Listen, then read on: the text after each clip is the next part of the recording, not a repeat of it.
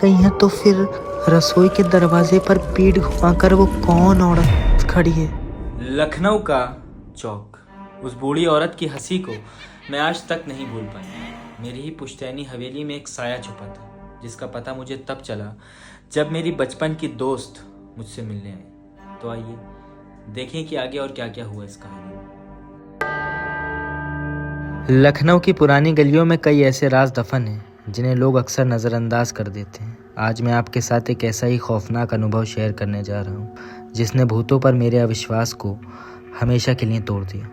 मैं 11 साल का था जब मेरा परिवार लखनऊ के चौक इलाके वाली अपनी पुश्तैनी हवेली को छोड़कर हमेशा के लिए लंदन शिफ्ट हो गया था। बाहर रहते हुए मैं इन भूत प्रेत और पैरानॉर्मल बातों से बहुत दूर हो गया था। वहाँ के लोग इन चीज़ों को महज कहानियाँ मानते हैं, लेकिन 7 साल बाद मेरी दादी की ज़िद पर हम गर्मियों की छुट्टी में वापस अपनी उसी पुरानी हवेली में रहने आए। हमारे आस पड़ोस में इस हवेली को हमेशा से अजीब नज़रों से देखा जाता था। लोग कहते थे कि उस घर के आंगन में रात को किसी के चलने की आवाज़ें आती हैं, लेकिन मुझे इन बातों पर हंसी आती थी। मैं घंटों उस बड़े घर में अकेला रहता था और मुझे कभी डर नहीं लगा। एक दिन मेरी बचपन की दोस्त काव्या, जिसने हाल ही में एक बच्चे को जन्म दिया था, मुझसे मिलने आने वाली थी।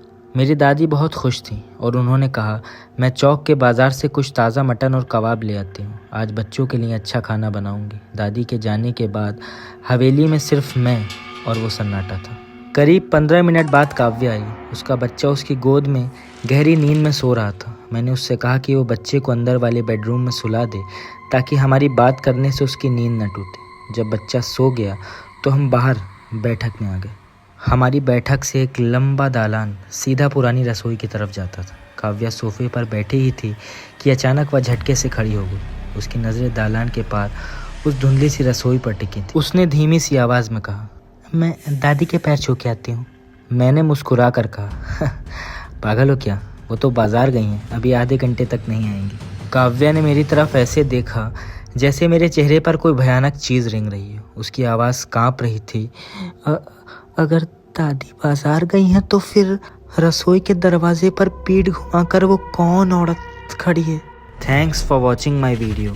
अगर आपको हमारी वीडियोस पसंद आती हैं तो हमारी वीडियो को लाइक करें और हमें फॉलो करें, क्योंकि आपका एक फॉलो हमें और अच्छा कंटेंट लाने पर मजबूर कर देता है। Thank you.